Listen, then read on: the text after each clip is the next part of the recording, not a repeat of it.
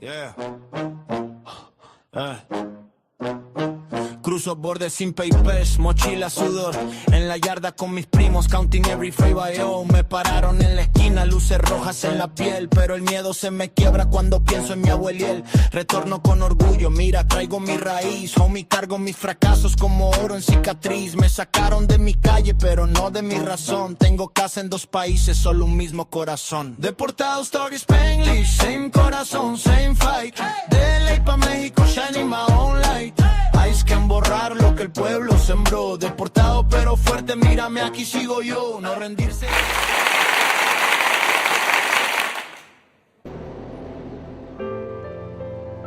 This is a humanitarian crisis, but now millions of people can turn towards Mexico and see that there's life after deportation. There's a light by the end of the tunnel. You could live that American dream in Mexico.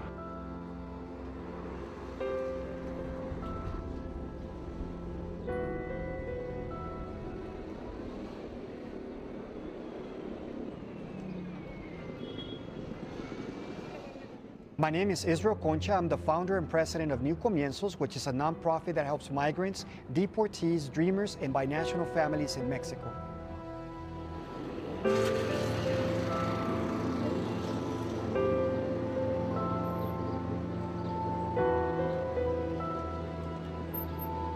Just imagine, one day I'm a successful business person, newlywed, my son is on the way, then I get stopped, pulled over, I get detained in immigration, I spend 2 years in detention centers, and then deported. All right, thank you. I saved all that money. I saved everything for 2 years. And finally, I was able to open New Comienzos. So whenever I was helping people, I noticed that besides needing a job, many people were homeless. Many people had no money. They needed food vouchers, refer them to shelters. Then I noticed that many people didn't even speak Spanish.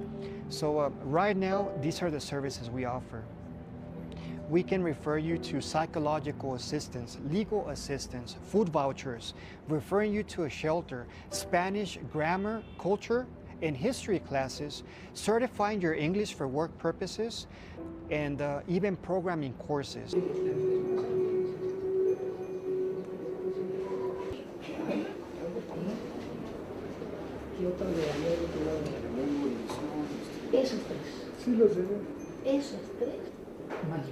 Let's say you just got here. I've been here for months or years. I'll be your mentor. I can help you reintegrate to Mexican society. Do you need an ID in Mexico, like your voting card? Well, you're gonna need 2 witnesses, but you don't know nobody. You're gonna need a proof of address, but you never lived here. Well, now with this mentoring program, I'll give you my proof of address. I'll be your witness. This is how New Comienzos has been able to grow tremendously. It's a community being formed. I came to realize that I'm doing this because it's therapy for me. All my family is in America, so this is my job 24/7. For us, the Monument to the Revolution symbolizes a revolution of ideas on how the Mexican national can also see us as Mexican, because we were born here, because we want to create our own opportunities here, and we want to help the Mexican society become a first world power.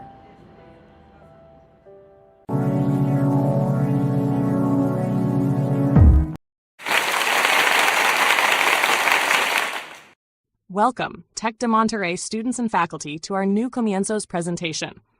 It is my pleasure to introduce our founder and executive director, Israel Concha. For more than 11 years, Israel has dedicated his career to supporting Mexican returnees, deportees, dreamers, and binational families. Through New Comienzos, he and his team have helped more than 100,000 people rebuild their lives with dignity, hope, and opportunity. Under his leadership, New Comienzos has developed innovative reintegration initiatives across Mexico and the United States, combining technology, education, workforce development, strategic partnerships, and community engagement to create lasting opportunities for those navigating the challenges of return migration. Today, Israel will share the New Comienzos story, the realities facing returning communities, and how together we can help transform migration challenges into opportunities for growth and success. Our mission is simple: helping people transform return into a new beginning. Please join me in welcoming Israel Concha. Hello, hello, hello. Welcome, everyone. I hope you're having a great morning. On behalf of our new Comienzos community, we would like to give the Tec de Monterrey students and teachers a warm welcome.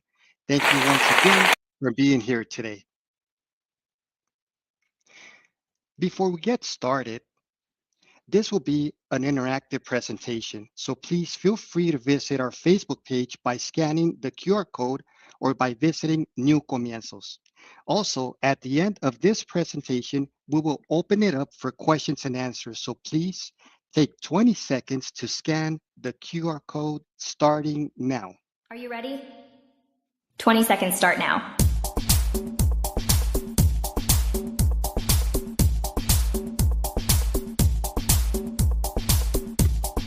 Ten seconds remaining.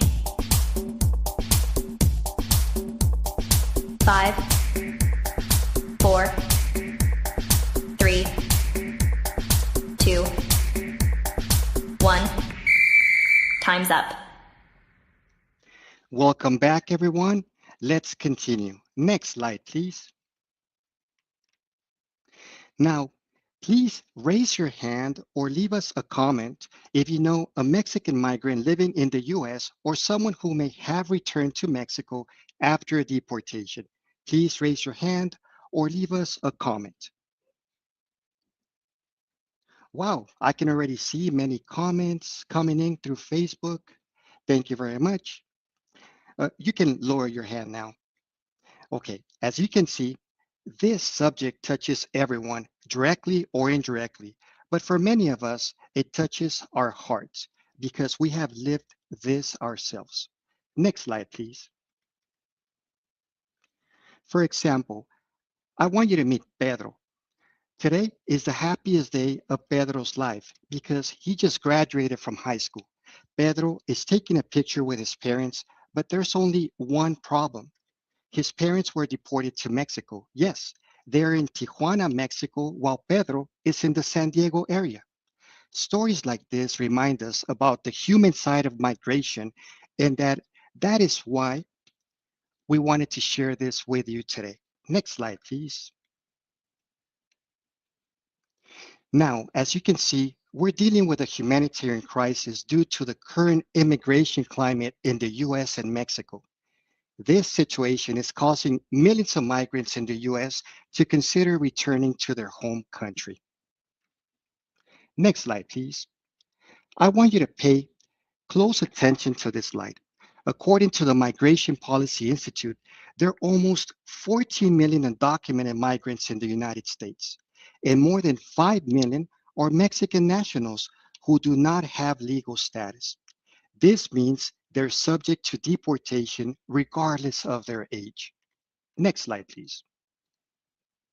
Unfortunately, there were mass deportations tomorrow. Our country, Mexico, is not prepared to welcome hundreds of thousands or even millions of Mexican nationals back home. Yes, our Mexican government is not prepared for a short, medium, or long-term reintegration. And I know this because I am an expert in this field, not because I studied it in school, but because I lived it myself. Migration is part of my DNA. Let me share a little bit more about my story. My name is Israel Concha, and I was deported. I arrived in the United States in the state of Texas when I was 2 years old. My family migrated because they were escaping insecurity and violence in Mexico. I always knew I was undocumented, but that did not prevent me from pursuing the American dream. And I think I accomplished it. I was able to build a transportation company, limo service, taxi cab service, shuttle, and concierge service. I was employing US citizens. Unfortunately, one day, I was on my way to pick up the general manager at the airport, my first corporate account. I was running a little bit late, and yes, I was driving a little too fast on the freeway, and of course, got pulled over. But what could have just been a traffic ticket for someone else, for me, that's where my nightmare started because I couldn't prove that I was legal in the country. I was arrested for failure to ID and was later taken to an immigration detention center. I was given two options: sign my deportation and be deported the next day, or fight my case. And I told myself, Israel, you build a life here. You've been a productive member of society. You have a clean criminal record. Your wife at this time is 5 months pregnant. So I said, fight till the end. At least you'll know what the outcome was instead of wondering all your life, what if? What if I would have fought? But fighting took 2 years of my life, detained in many immigration detention centers and treated like a criminal. There, I met hundreds of people whose only crime was being undocumented in a foreign country. After 2 years, I lost my case and was deported back to Mexico. I'll never forget that day when I saw that international bridge separating the United States and Mexico. I looked down at the metal plate where two countries meet. Here's the United States, here is Mexico. At that moment, I teared up for the first time in 2 years because I knew I was leaving everything behind: my business, my vehicles, my house, but most importantly, my family. Then, on my very first day in Mexico, I was kidnapped. Just imagine, one day you're running late to pick up a customer, you get pulled over, arrested, detained in immigration for 2 years, deported. Then, on your very first day in Mexico, you're kidnapped and tortured by organized crime near the border. Just imagine that. But I'm not here to talk about suffering or pain. I'm here to talk about resilience and new beginnings, and especially how I made this my life's mission to help others avoid going through what I experienced on my very first day in Mexico. Next slide, please.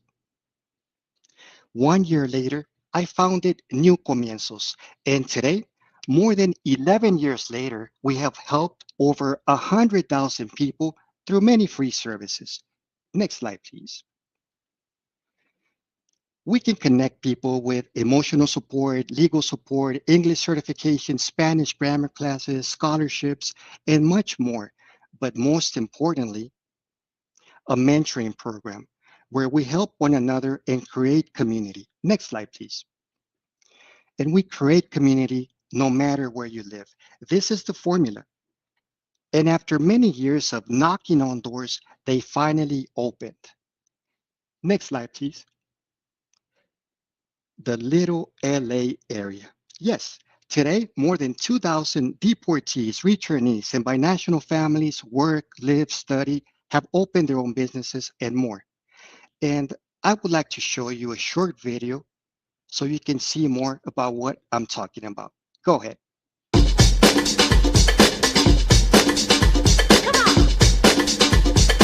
El Little LA es un área cerca del Monumento a la Revolución donde más de 2,000 Dreamers, personas deportadas, familias binacionales, migrantes, se congregan, trabajan, viven, estudian, han abierto sus propios negocios. ¿Qué dice cuando ven ese? Ah, wow, ¿qué es Little LA? Nos apoyamos, estamos aquí, que no estamos solos. Somos muchos que estamos por aquí. Y ahora estamos organizados, haciendo una comunidad. Exacto.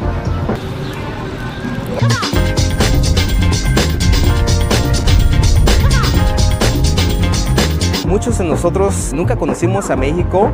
Aquí nos sentimos en casa, ¿no? Porque hablamos con personas que igual hablan inglés, hablan en Spanglish, tenemos la misma historia que nosotros. Se siente el ambiente luego, ¿no? Porque pues ves mucho cholo, mucha gente vestida como en Estados Unidos, ¿no? Los ves hablando en inglés y todo eso. A veces la gente, los que nunca han salido de aquí, pues sí, los ven así raro, ¿no? Como estos güeyes, payasos, sangrones, ¿por qué están hablando inglés si están en México?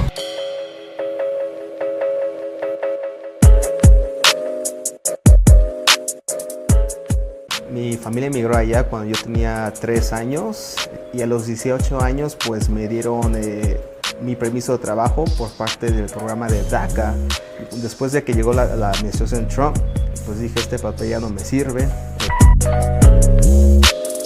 La idea surgió por salir adelante. Fue que por casualidad que nos encontramos aquí el sitio y realmente fue una coincidencia todo esto y pues sí fue muy agradable porque sí encontré mucha gente repatriada y... Intenté volver a Estados Unidos pero me agarró migración. Entonces vine para acá y ya conocí a este señor Y ya, digo, vendíamos tortas, hamburguesas, tacos. Y un día le dije, ¿por qué no metes los burritos? Yo no vi en ningún lugar aquí burritos, estilo California. Y vimos que ya luego pusieron este call center y olvídate, fue todo un éxito.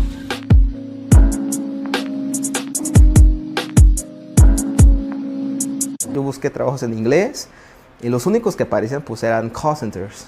Básicamente un call center es una esclavitud.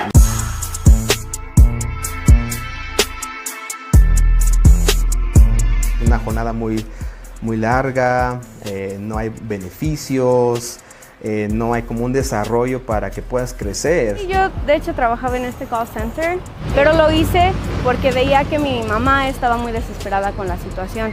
Yo ya estuve de sobrecargo en una aerolínea aquí mexicana y pues fue mi primer trabajo. No faltaba que la burla, que ay, pinche gringa, te crees mucho. Pues no entienden que uno creció allá, ¿sí? Y que te acostumbraste a hablar en inglés a veces hasta con tu misma gente, ¿no?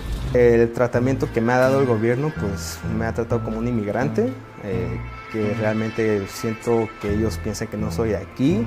De hecho, pues ahorita tengo más oportunidades aquí en mi país. Estoy haciendo una escuela de inglés, ¿no? Con la comunidad de New Comienzos.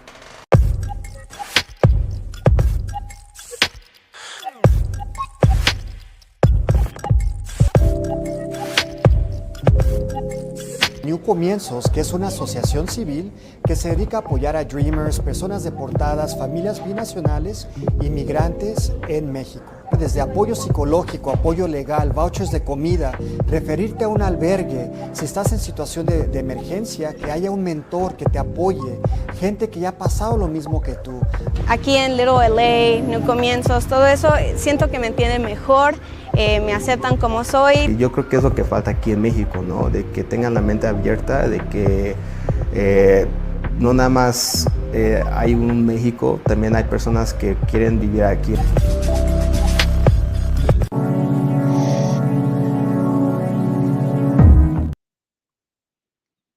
Welcome back. Let's continue. Now, I'm sure you have many questions. Here's some of the most common ones. Why is it called Little LA? When I first arrived in Mexico City, I found a bilingual job in this area. As I helped other deportees and returnees find work, I realized many were from Los Angeles, California. Even the palm trees give it an LA feel. And today, it's common to see returnees, deportees, and binational families rebuilding their lives here. What makes Little LA different? It's more than a neighborhood. It's a living reintegration laboratory where our deportee and returnee community find support, opportunity, and a sense of belonging. Can this model be replicated? Absolutely. We took the same Little LA formula and created the world's first community-based reintegration app and platform where our community can connect on both sides of the border through our own social network. Next slide, please. By the way, this is our app. It's available on Google Play and the App Store. It's completely free, and you can also scan the QR code for immediate access. Also, if you look at the red arrow, you'll see the My Journal section where you can document your reintegration journey from planning your return to finally arriving in Mexico and becoming part of the New Comienzos community. So please feel free to download the app and learn more. Next slide, please. Now, it's time to introduce two of our New Comienzos mentors and ambassadors so they can share a little more about themselves and how they're collaborating with New Comienzos.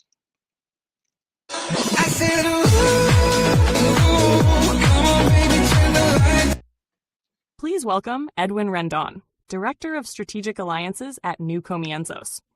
Edwin proudly represents the binational region of San Diego and Tijuana and brings experience in community partnerships, education, and digital literacy.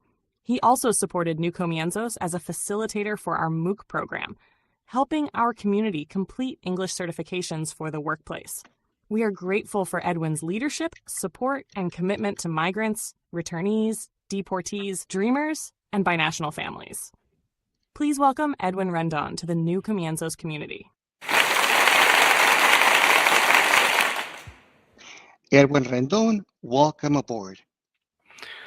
Thank you, Israel. Thank you, students from Tech from Monterrey. I know there's some of you from different parts of the world, so I think I want to say good day and top of the morning, and I won't go much beyond that. Thank you for being here and for your interest in what we've been doing for over 11 years now. I've formed part of the organization for just as long in this endeavor that first intrigued me. I am a binational citizen. I was born in the US, my first of my family coming from Mexico City and establishing themselves here in Tijuana, which I am now here for the last, I think, 10 years about. And just for that long, as I was saying, I came with the interest to be an English teacher for the Secretary of Public Education on a federal level. There was a big call out from the Peña Nieto administration, and we made every effort to give them a personalized list to his assistant. Nuno, I think is his last name, if I recall correctly. And with the hopes of saying, hey, we have people here with 21st century skill sets. They have the English. What else can we do to adapt them, like myself, to be able to have one of these wonderful positions across the country? There was a series of them here in Baja California. And well, with high hopes, always, the system crashed. There was a whole bunch of papers that needed to be sent that our community yet still hadn't aligned with everything, since they're repatriated binational folks, and just like myself, I was like, I decided to come here and to live to Mexico, and nothing happened. I don't even know what happened with that whole program, because by now they would have had Mexico be fully bilingual. That was their big proposition. So came the next transformation of the Morena party, and there we were, knocking on doors with our little New Comienzo shirts. Hey, we're still here. New Secretary of Education, Moctezuma. Thank you for the meeting. Let's get it going. And it seemed like things were moving in the right direction. And then things also started to crumble down and nothing really came of it. Maybe one or two folks, I remember going to Santa Fe with a whole bunch of our folks in the community taking the test, and I think we only had like one or two people that were able to get this English certification. And now here we are. I've been director of strategic alliances from 2019 up to 2023. I had to take a little recess because of my education efforts as an educator for digital literacy to adults, and showing them anything from turning on the computer to marketing themselves for a business, or their career development for a job placement.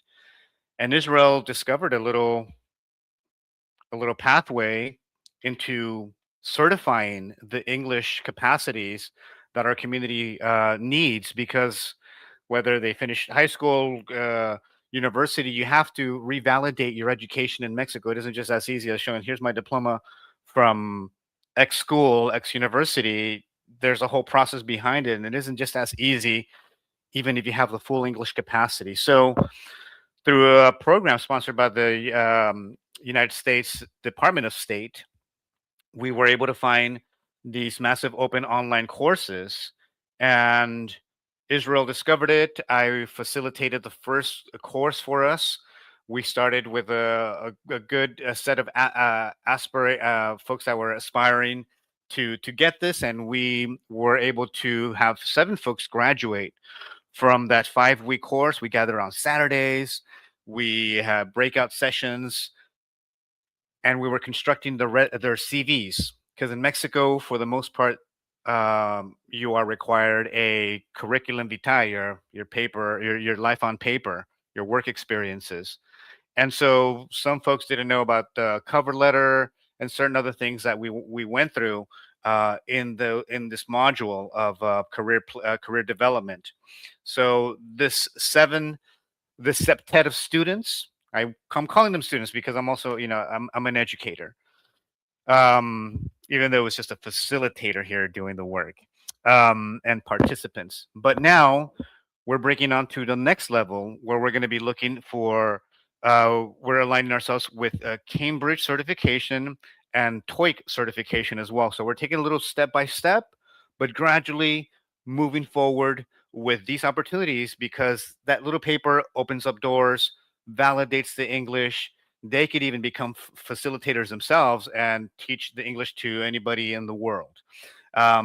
So with that said, I'm going to hand it back over to Israel, and we'll have open it up for questions and answers here at towards the end. So I'm going to hand it over to Israel so he can introduce who was actually one of my students for this MOOC course, our good man Christian.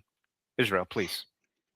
Thank you, Edwin, for everything you do for our community. You have become an essential part of the backbone of our management team, and we thank you once again for being here today. You got it, Israel. My pleasure. Perfect. We have another guest with us. Next slide, please.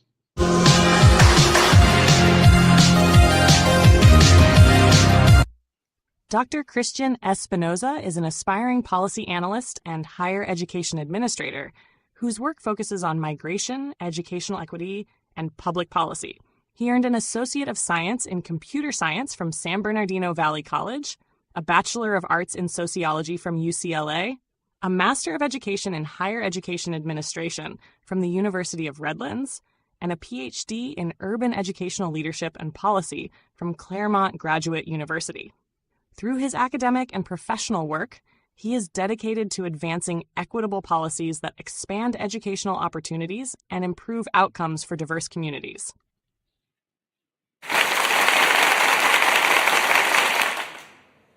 Christian Espinoza, welcome aboard. Hi, everyone. Good morning to everyone on this call. My name is Christian Espinoza, and I'm a recent graduate from Claremont Graduate University with a PhD in Urban Educational Leadership and Policy. And I'm also a returnee. I lived in California for 20 years, undocumented, without access to citizenship or a pathway to getting a work permit like DACA when it was first halted by the first Trump administration in 2017. So my experience growing up undocumented in the state of California led me to returning back to my country. I was born in a small town called Tepalcatepec in the state of Michoacan. It's a very small town, about 10,000 people. And now I'm based in Mexico City looking for the Mexican dream, for opportunities that I could not had in the United States and that I could possibly have here in my own country. Someone who received a doctorate degree and now have a MOOC English certification from New Comienzos. And as a recent PhD graduate, I have two recent projects that I'm working on. For my dissertation, I focused on doing interviews for undocumented community college students in Southern California, specifically in the Inland Empire region, which is both San Bernardino and Riverside counties, where I interviewed 22 undocumented students and asked questions about how they're navigating access to community college while under the second Trump administration, and also asked questions about their career aspirations while they don't have a work permit.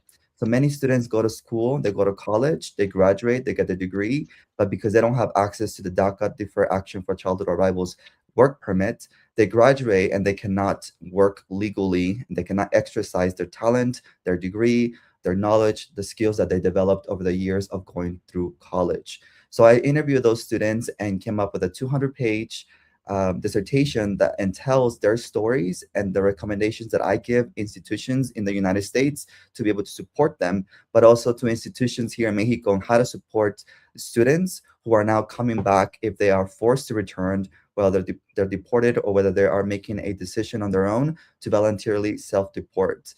There are recommendations on that dissertation that tells their story and what institutions like Tec de Monterrey, UCLA, Harvard, UNAM, etc., what those institutions can do to support students who are now coming back like me and that they have bachelor's, master's, doctor degrees, and they're trying to integrate in Mexican society. The second project that I'm working on is a book where I'm wrote about the experience of five people that were detained in the Adelanto detention center. Unfortunately, we're hearing a lot of folks getting detained, similar to Israel's experience. And I go in and really dig in and talk about what it was like for them to be in there for 1 month, 2 months, for even a few more than a year being detained. And I tell their stories of how it is, the living conditions while they are staying in the Delanto detention center, and the recommendations I give families if the loved one is ever detained and put into proceedings of deportation. That's going to be a book that's going to be released sometime next year. And lastly, I'm also working and collaborating with New Comienzos on being a mentor to their law students to support them on the projects that they're working on. And there's many things that New Comienzos is working on that I hope to see in the near future to help more people. Again, my name is Christian Espinosa, and I'm here to support any way that I can and answer any questions about living in the United States or the returning experience while navigating full integration in Mexico. Thank you for having me.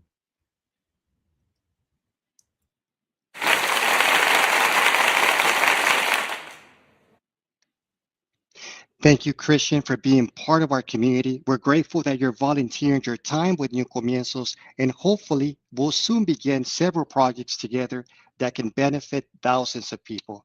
Thank you again for being here today. Perfect. Now, before we open our questions and answer session, I would like to share my final thoughts.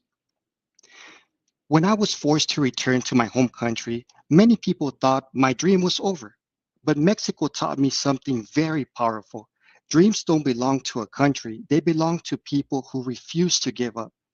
Today, thousands of returnees, deportees, dreamers, and binational families are proving that Mexico is not where opportunities end. Mexico can be where a new future begins. I know because I lived it. To every student here today, as you return to your countries, remember that resilience has no passport, opportunity has no nationality, and human potential has no borders. The American dream did not disappear for us, it evolved. Today, we call it Dream in Mexico by New Comienzos. Thank you very much. Next slide, please. Now, I'd like to invite our panel guests to join me on stage.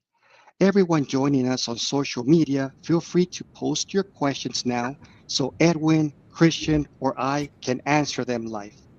A special welcome to Ink, Daniela, Macy, Maya, Catherine, Salma, Abby, and Professor Diana. Thank you all for joining us today.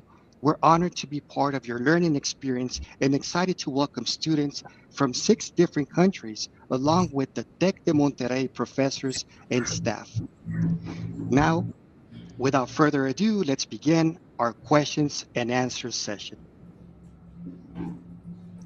Who would like to go first? Oh, yes. Go ahead. Hi. Hi, Catherine. For presenting your stories. I had a question regarding some of the information that you shared about building community and the importance of helping people who are reintegrating feel part of, the community that they're joining. And I wonder, when you work with people, how do you help them kind of reckon with certain cultural norms across borders? And does that present some sorts of difficulty when you work with people across different demographics? That's a great question. And based on my experience, whenever someone comes back to Mexico after living in the United States for many years, um, the reintegration process is not that easy. Many people may think that it takes weeks, months, but sometimes it may take years. That's why it's very important what we're doing at New Comienzos, that we're creating a community that helps one another. At this point, and I wanted to share something real quick. Uh, this box right here, we call it the Dream in Mexico Welcome Box. And if you're a Mexican national living in the US and considering returning to your home country, we can send you that box, or you can just pick it up in a high traffic area like a church, a school, maybe a library, a community center. And once you receive the information, that's where you start connecting with New Comienzos. And once you're ready to take that next step, going back to Mexico, we can even wait for you at the airport, at the bus station once you get to Mexico. And usually the people that are going to be supporting you, the volunteers, mentors, and ambassadors, they also went through deportation maybe a few years back. So once again, that is the formula we found. We see that the government does not have, the Mexican government does not have many programs that can help our community reintegrating long term. That's why it's very important for us to create that community. And once again, that's how the Little LA area was born.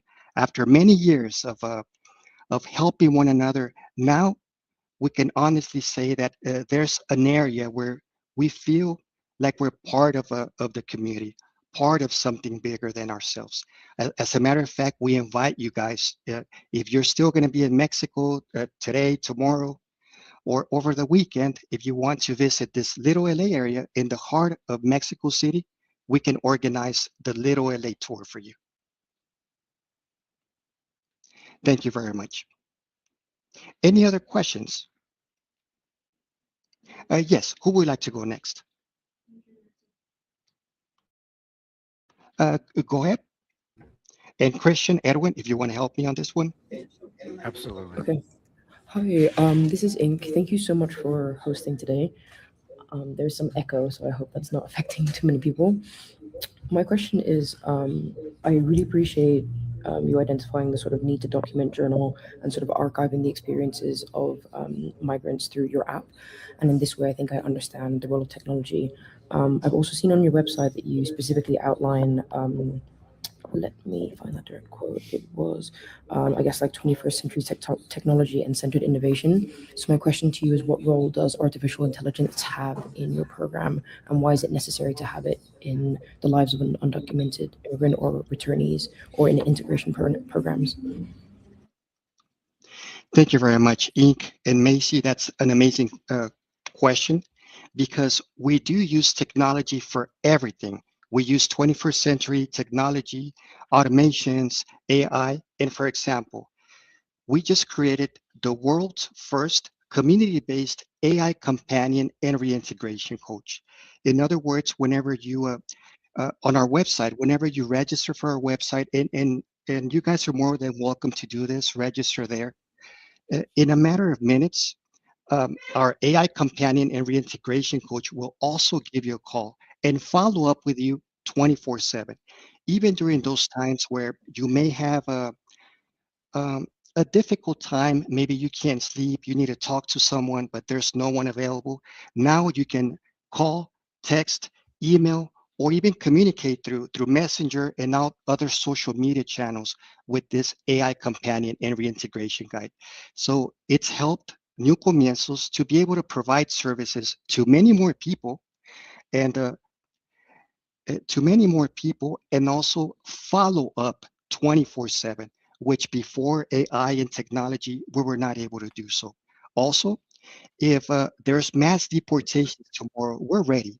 We created our own ecosystem and infrastructure that uses AI and automation and 21st century technologies. So if tomorrow there's mass deportations, at least we're ready for that next step to be able to help so many people that are considering returning to their home country.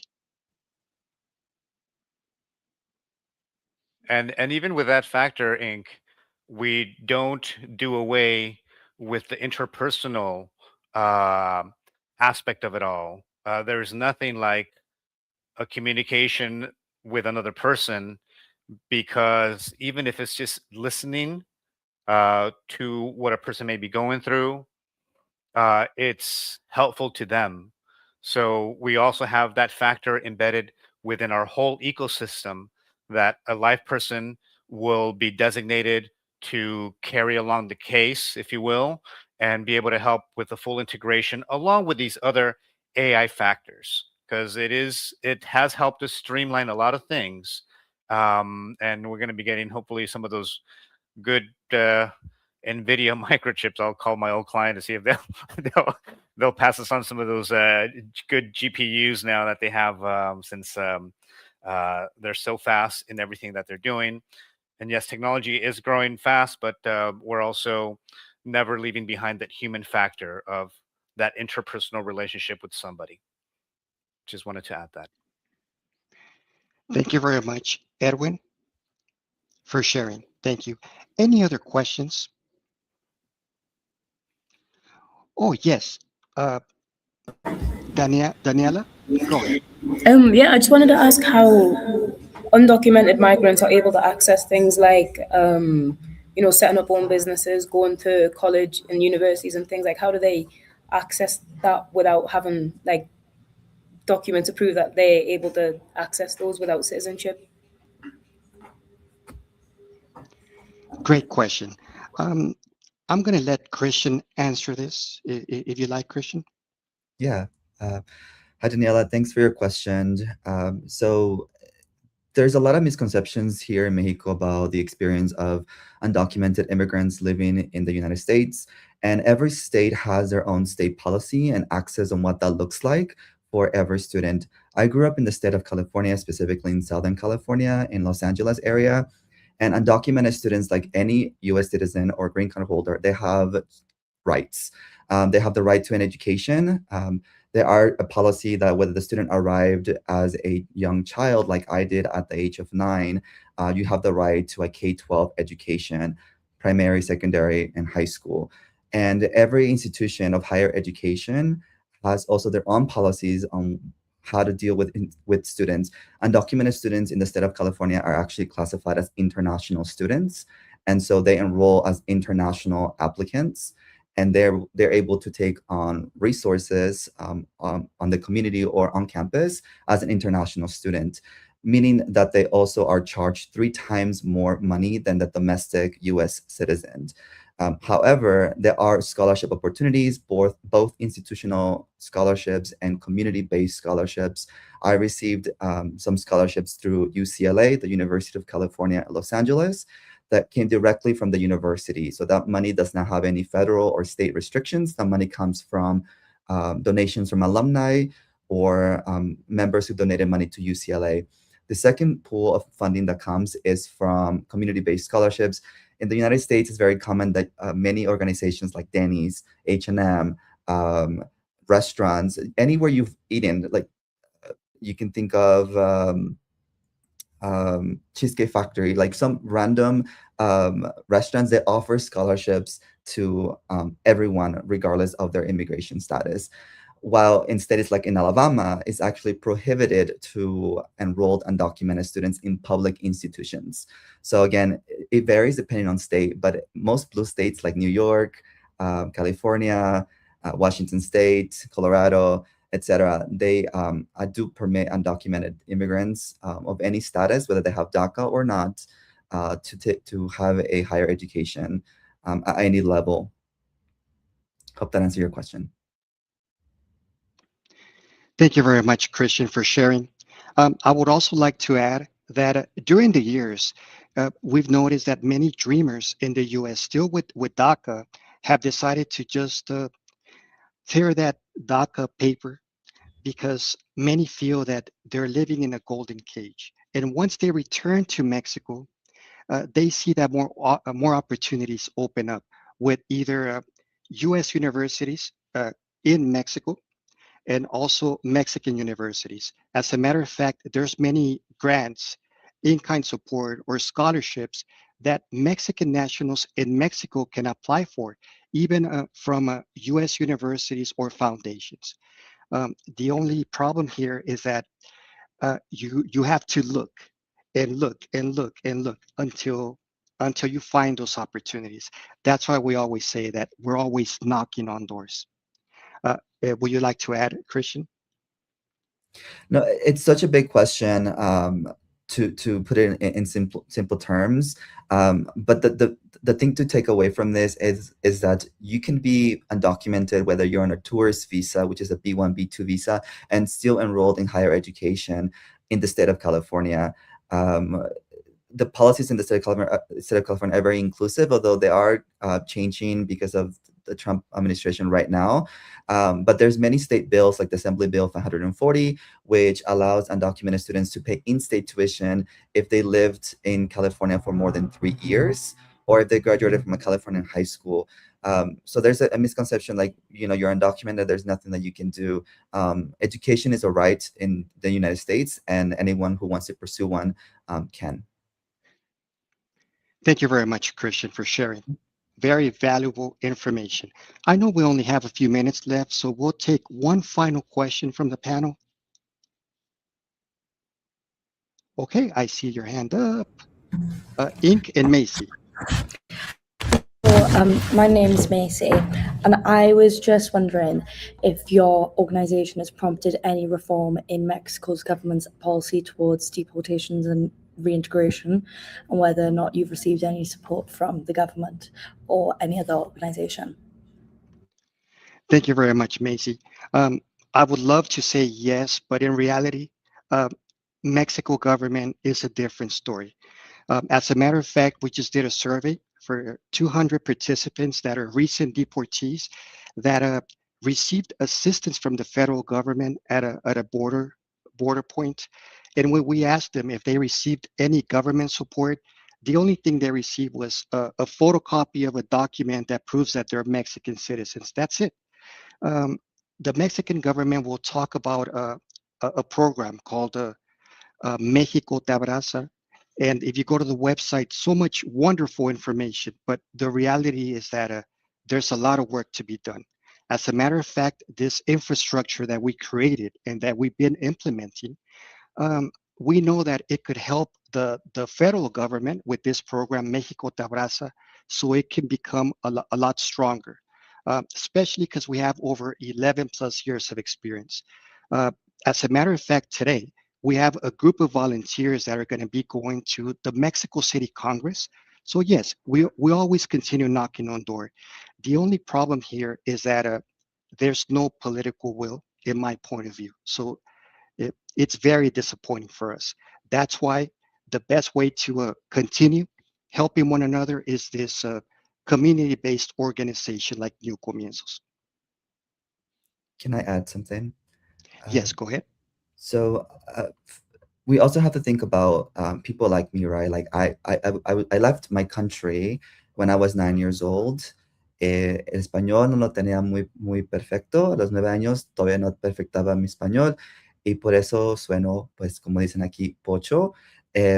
Y una de las dificultades más difíciles es llegar a un país que no conozco y cómo navegar el sistema completamente. Algo que yo, por ejemplo, en los Estados Unidos tengo entendido es cada organización, sea UCLA, sea McDonald's, te bajas a la página y hay un botón que dice Careers, Employment, carreras, trabajo. Presiones ese botón y te salen todos los trabajos que existen en esa compañía. Puedes trabajar como a cook, a chef, an administrator, whatever you're looking for, it's there. Pero México no tiene ese sistema. Si yo estoy buscando un trabajo, por ejemplo, en la UNAM, me bajo a la aplicación, a la página y no hay botón que dice Careers. So, ¿cómo agarro un trabajo si no sé dónde buscar? Y todos dicen LinkedIn o LinkedIn, como dicen aquí. LinkedIn. But it's so informal. Es muy informal. No hay un sistema de organización. ¿Cómo agarrar un trabajo? ¿Cómo aplicar si conozcas a alguien o, como dicen aquí, tener palanca, conocer a alguien?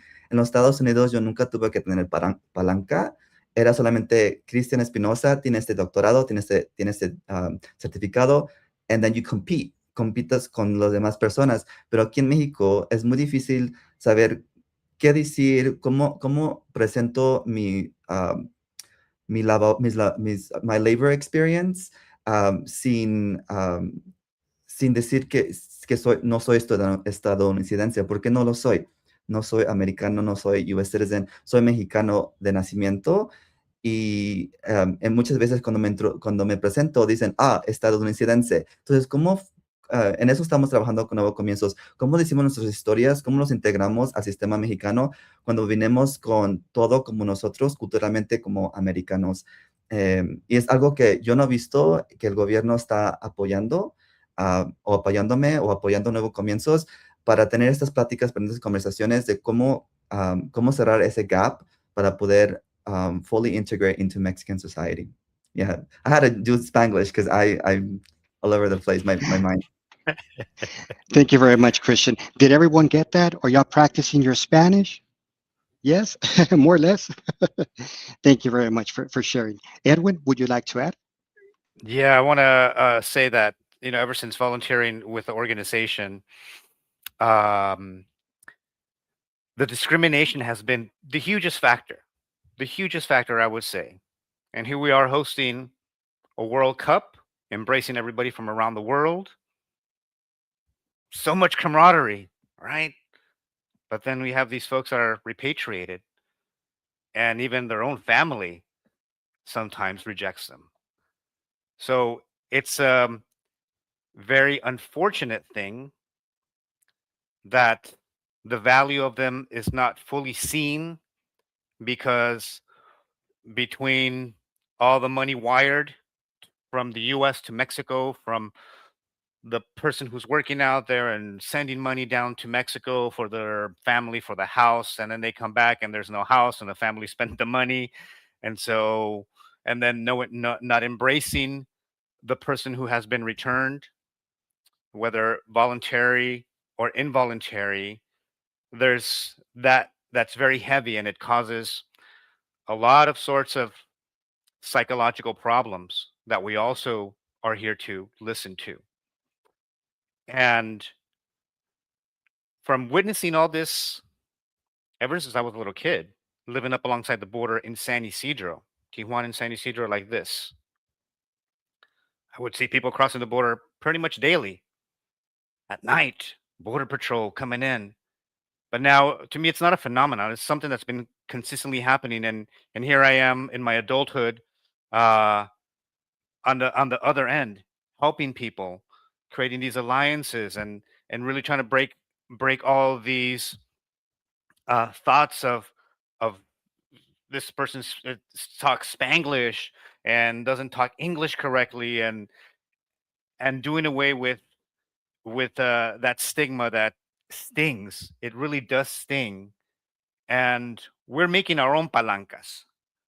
How Christian says, we're making our own palancas, our own connections, and yeah, maybe it takes knowing this person, but we're creating those enlaces and those alliances as we move forward, to further help our community. And as I would tell my advertising clients, I come from the advertising world.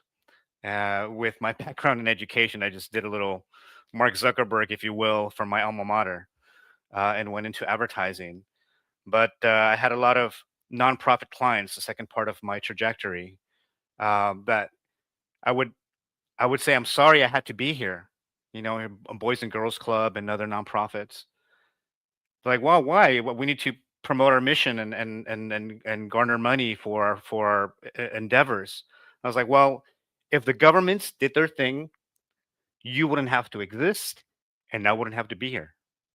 So this is where we come in as New Comienzos, because almost zilch, like Israel said, of support from the governments. We're still trying. Listen, we're going to be there with a chamber of deputies today, right? The deputy migrante, Mr. Torres, and we're going to keep on forging our own ways and still knocking on doors. Well, like I said, we keep going from knocking to kicking down doors, so we can be listened to and do away with all this nonsense of they're not really Mexican, they're not really American. Where does our community fit, right? So there's a lot of value. There's a lot of value in this activity that's going on right now. A lot of money, a lot of chaos as we're seeing, but we're getting ready for it through our ecosystem and all the efforts that we do. So that's all I wanted to add. Thank you. Thank you very much, Edwin. Thank you very much, Christian. Thank you, everyone, for being here. It looks like we've reached the end of our time. And we would also like to congratulate everyone who joined us online. I did see many comments, so thank you very much. I believe there were some people from Las Vegas, Nevada, Mexico City, Julio Mendoza, muchos saludos. Ana Estrada, saludos. Erwin, great topics, perfect. Diana Correa, muchos saludos desde Las Vegas, Nevada. And of course, Sunashi Estrada, our brand ambassador. Perfect. Now, if you still have some more questions, feel free to add them in this live, and we'll make sure to answer them later. And now, before we finish our event, I would like to invite you to get ready for our group picture. I'll let Edwin do the honor and count to 3 so we can take our group picture now. Is everyone ready? Okay, we're just waiting for Anna. Okay, Edwin, let us know. On the count of 3. 1, 2, 3. Cheese. Perfect. Well, thank you very much for being here. And like I always say, new comienzos, knocking on doors. Thank you, everyone.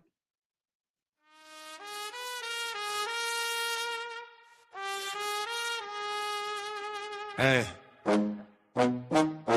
Yo. Yeah.